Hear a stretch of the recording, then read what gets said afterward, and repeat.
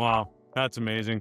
Well, I actually popped this slide up a bit earlier and it was a little out of order, but I think this is if somebody's interested in selling to K through 12 schools, it's not like, again, it's not like B2B marketing.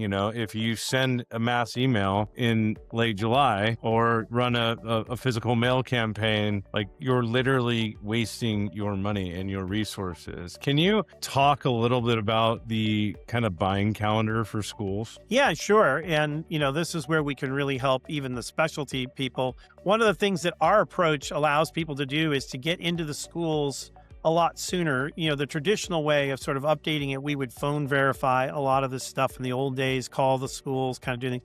And our competitors did some of that too. And, it would take many, many months to kind of get a good solid update going. And so you had catalog mailers and things that dropped in January kind of thing. So that was you see that second half push January. But with this new way of compiling everything, we really have our file pristine in August. And if you're doing email and programmatic digital and everything, you can get into the markets a lot sooner. But basically, most schools have a June 30 year end. So they're resetting their budgets 1st of July, and they've got all this new money that they spend.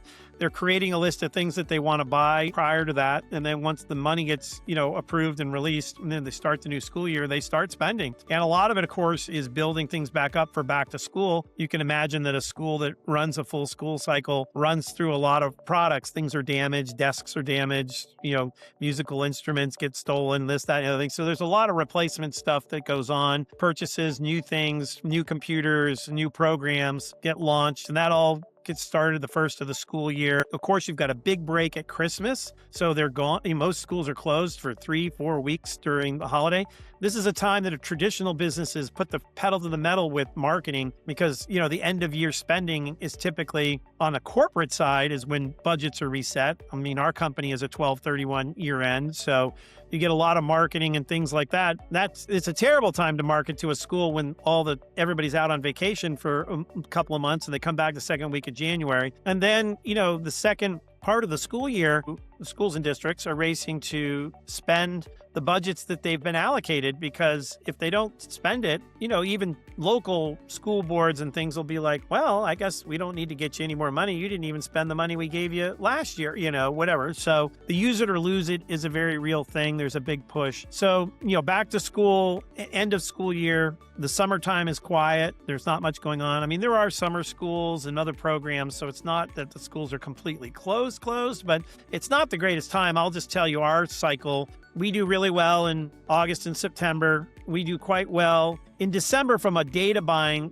People are dropping in January, but they're buying from us kind of in December, and January is very strong. And then there's a little bit of cleanup, but late April, May, and June when the schools are closed, we're sort of hemorrhaging money, if you will. Like, no one's placing orders, and then all of a sudden in July, everything starts to pick back up again. So, we see a very big swing, but it's just very counterintuitive to a typical business, which tends to have, a lot of maybe more normal or steady eddy, activity, and at a big push at Christmas time or Christmas spending or end of year spending and that kind of stuff.